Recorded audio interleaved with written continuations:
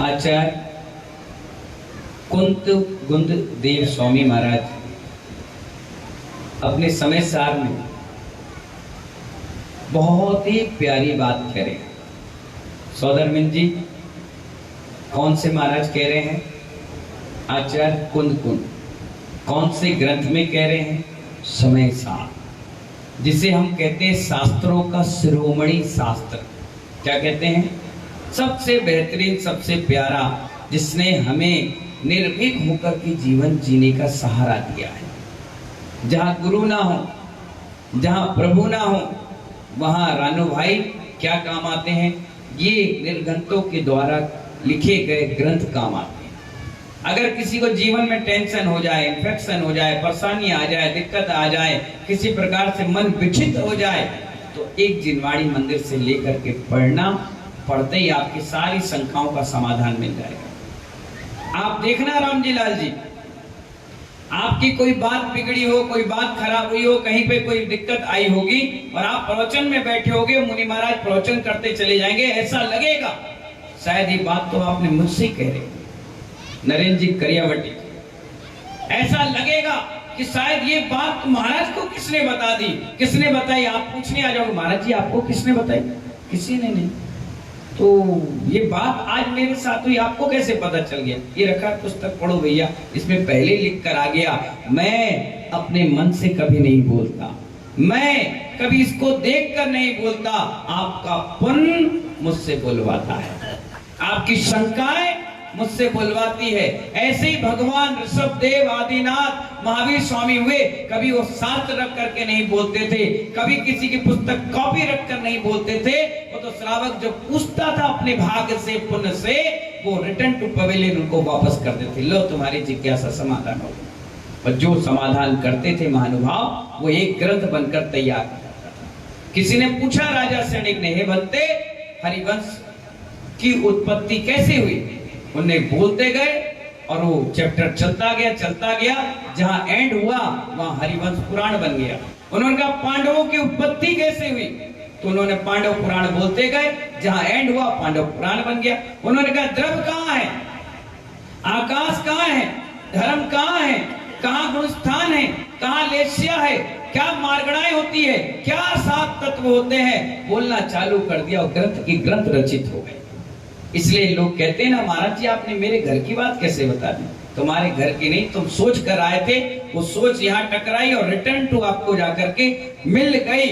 मैं कौन होता हूँ आपकी गृहस्थी में दखल अंदाजी करने वाला? मुझे क्या मालूम आपके चेहरे पर क्या लिखा है, आप क्या पढ़ के आए हो, क्या बोल कर आए हो, क्या सोच कर आए हो। लेकिन इस गद्दी में जब गणधर भगवान की गद्दी में बैठते हैं तो सत्ता ही प्रकट होती है, असत्य निकल ही नहीं पाता। तो आचार्य कुंद कुंद देव स्वामी महाराज समय सार प्यारे ग्रंथ में, ग्रंथ शिरोमणि में बता रहे हैं, हे साधु, तुम अपने आत्मा के बारे में सदैव जागृत रहो। काली भाई किसके बारे में? पेट्रोल पंप के बारे में नहीं। किसके बारे में? मोबाइल, ये 1.5 लाख रुपए का मोबाइल में भी नहीं। किसमें? अपनी आत्मा के बारे में सदैव जागृत रहो और साधुओं को परपंचों का विचार स्वप्न में भी ना आने दो। क्या कह रहे हैं? ये दुनिया भर के परपंचों का विचार स्वप्न में भी नहीं आने दो। स्वप्न में विचार करना कितना खतरनाक होता है कि राजा जनक के जीवन के चरित्र में एक बात लिखी है कि आंख खुली तो सपना गया। क्या लिखा है? आंख खुली तो सपना गया और आंख मिची तो अपना गया। क्या लिखा? जोर से बोलो कपूरे दादा। आंख मिची तो अपना गया और आंख खुली तो सपना गया, और कुछ पल का मेहमान है तू, सांस रुकी तो दफना गया। कितनी बड़ी बात राजा जनक के चरित्र में लिखा है। एक पुस्तक है राजा जनक के जीवन की, उसको पढ़ना, उसमें लिखा है आंख खुली तो सपना गया। आप सपने देखते रहो। केसी जन साहब, बन जाओ चक्रवर्ती, बन जाओ करोड़पति, बन जाओ नरेंद्र मोदी, बन जाओ शिवराज चौहान, बन जाओ योगी आदित्यनाथ, पूरे सपना देखते रहो। जैसी पत्नी नहीं लाया, क्यों जी नहाना नहीं है? कहां गया? मैं चक्रवर्ती था। चक्रवर्ती नहीं थे, तुम हमारे पति हो। अच्छा अच्छा, कोई बात नहीं। क्या कर रहे थे?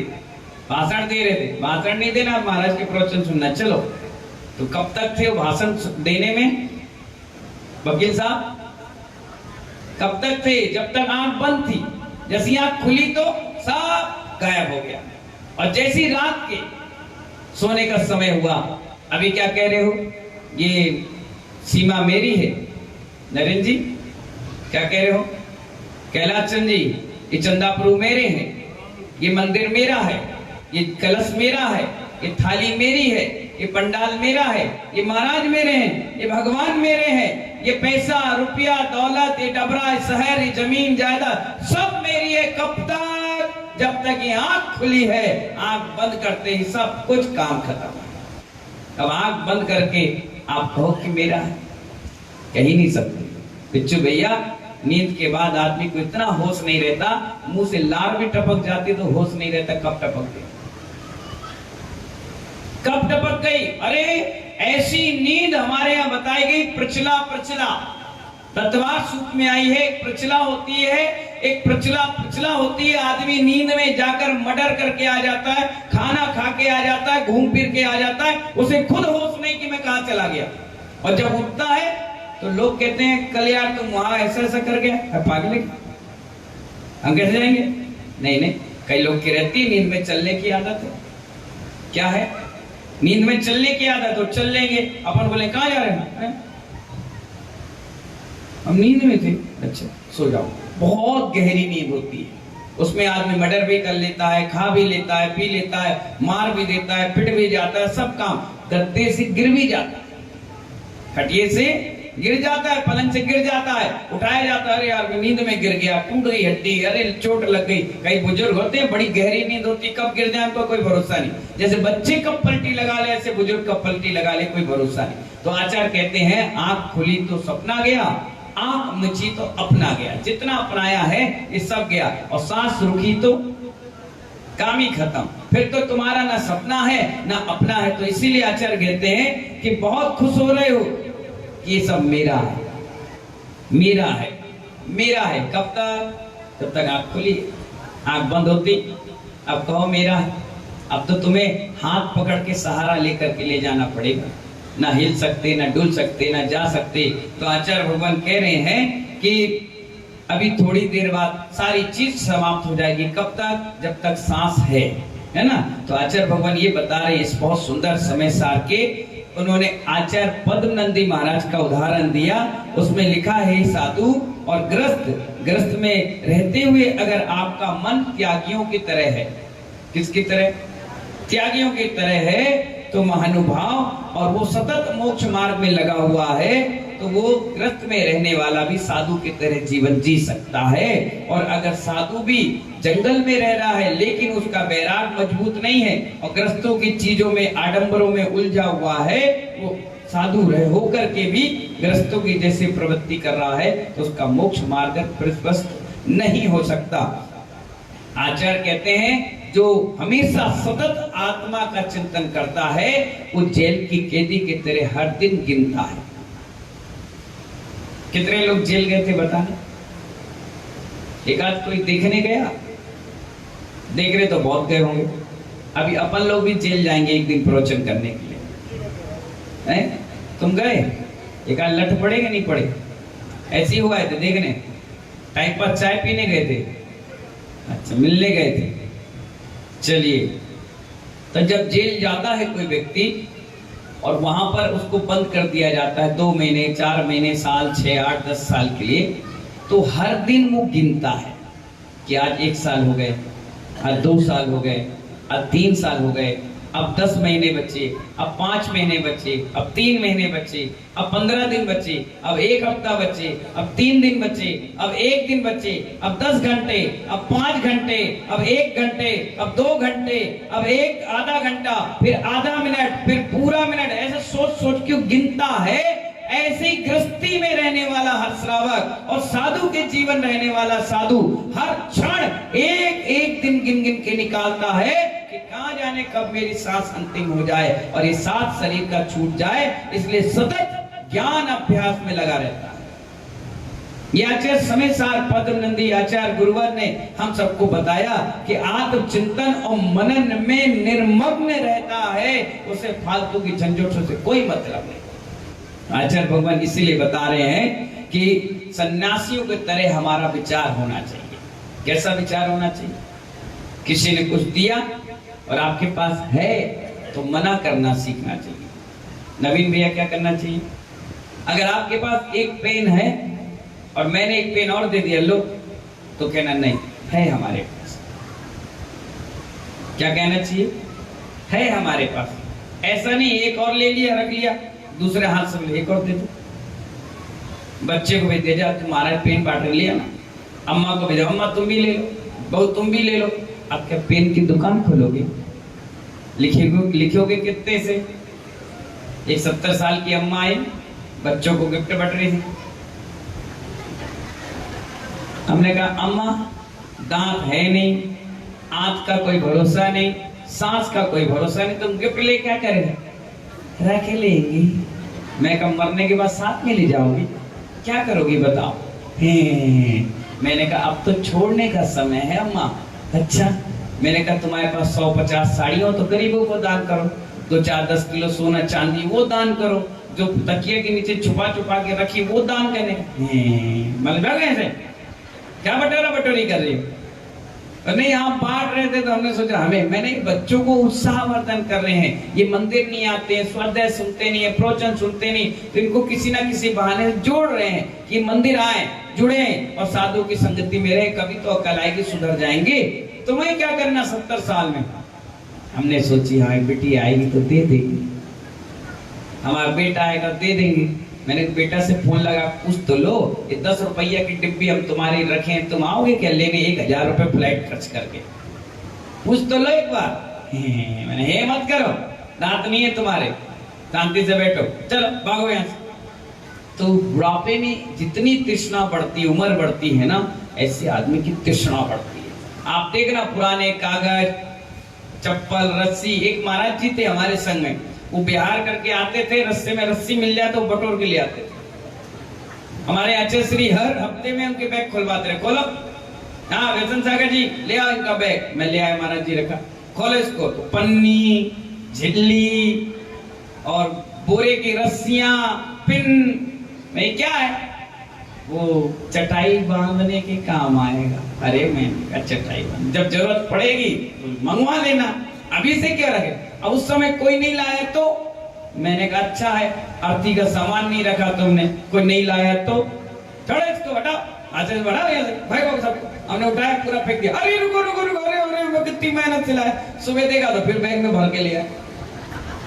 तो जैसे जैसे व्यक्ति की उम्र बढ़ती है महानुभाव, वैसे वैसे उसकी तृष्णा बढ़ती, खाने की लालसा होती, त्यागने की नहीं। इसलिए आचार्य हम कहते हैं भरत जी घर में बैरागी जी, भरत जी घर में बैरागी, वो तो पूर्व जन्म के त्यागी, इसीलिए घर में बैरागी जी। जो त्यागी होता है ना, वही व्यक्ति त्याग कर पाता है। भरत जी सिंहासन से उतरे, किससे उतरे? पालकी में बैठ गए, पालकी से उतरे तो रथ पर बैठ गए, रथ से उतरे पैर जमीन पे नहीं रखा, सिंहासन से उतरे तो कहा किस पे पैर रख दिए? पालकी में। पालकी से उतरे तो रथ पे, रथ से उतरे तो हाथी पे, हाथी से उतरे तो फिर सिंहासन पर, पैर जमीन पर नहीं रखे। लोग बड़े ईर्ष्यालु थे, कहने लगे ऐसा कैसा राजा जमीन पे पैर नहीं रख रहा? तो आचार्यों ने कहा इसने पूर्व जन्म में बहुत बड़ी तपस्या करी है, इसलिए इसके पैर जमीन पर नहीं है, लोग अपने हाथों पर रख रहे। आज व्यसन सागर अगर यहाँ पहुंचा है ना, तो कहीं ना कहीं इसने भी बहुत बड़ा त्याग किया होगा, इसलिए लोग इतने बड़े स्थान पर बैठा कर रखे हैं। तुमने थोड़ा सा त्याग किया तो लोग यहाँ लाकर तुम्हारा सम्मान करते हैं, और तुम सब कुछ त्याग कर दोगे तो कितना बड़ा सम्मान तुम्हारी समाज के बीच होगा। इसलिए जो भरत चक्रवर्ती था, लोग कहते थे घर में बैरागी, वो घर में बैरागी ऐसा था, अगर वो सिंहासन पे बैठता था तो उसमें भी वो मन में सिर्फ अपनी आत्मा के बारे में चिंतन करता था। अगर वो युद्ध के लिए भी गया महानुभाव, तो सबसे पहले उसने कहा खम्मामि सब जीवाना सब्बे जीवा खमंतु में मैत्री में सब भूतेषु वैरम मझम न केणवी। और प्रतिवण करने के बाद वो तलवार उठा करके युद्ध के लिए गया, और कहीं भी उसको ऐसा नहीं लगा कि वो युद्ध करेगा। उसके सेनापति, उनके वीर भट योद्धा सारा काम फ्री करके आ जाते थे। वो बिल्कुल शांत बैठ करके अपने आत्मचिंतन में मग्न रहता था। उसे किसी चीज से कोई वास्ता नहीं था। 96,000 रानियां थी निक्की। कितनी? तुम्हारी कितनी? प्राइवेट और तो नहीं क्या कनेक्शन है ना, कहीं ना कहीं लग जाता हो, ऐसा तो नहीं ठीक है। हम तो इसलिए कह रहे एक रानी है, और जब कोई कार्यक्रम फंक्शन होता तो हम उसी को ले लेके घूमते हैं। सोचो अगर 96,000 होती तो क्या करते? कह रहे एक ही नहीं निप पा रही, उसी को छोड़ने का मन करा, छोड़ो छाड़ो भैया, चलो बड़ा आफत आ गई। महानुभाव 96,000 रानियां, और सबको संतुष्ट करके अपना जीवन त्याग में जिया। और एक भी रानी कभी नाराज नहीं होती। अरे चक्रवर्ती एक निगाह पर अगर देख ले तो सोचती चलो हमारे चक्रवर्ती ने हमें देखा तो, हमसे बोला तो, हमारे पास बैठा तो। 96,000 रानियां थी, एक साथ जब निकलती थी, सोचो कितना हर व्यक्ति की व्यवस्थाएं वो चक्रवर्ती बनाने के बाद भी महानुभाव सतत आत्मचिंतन में मग्न रहता। कोई मतलब नहीं, कोई मतलब नहीं, किसी से कुछ नहीं, अपने राजपाट को बढ़िया सुंदर तरीके से, सुंदर ढंग से निभाता हुआ चलता था। इसलिए आचार्य कहते हैं कि हे योगियों, संसारिक प्रवचनों में, प्रपंचों में और ग्रस्तों के प्रवचनों में ना पड़े, अपने आत्मचिंतन में मग्न रहें। यही सबसे बड़ा समय सार है, यही जीवन का सार है। ऐसी मंगल भावनाओं के साथ बोले महावीर भगवान की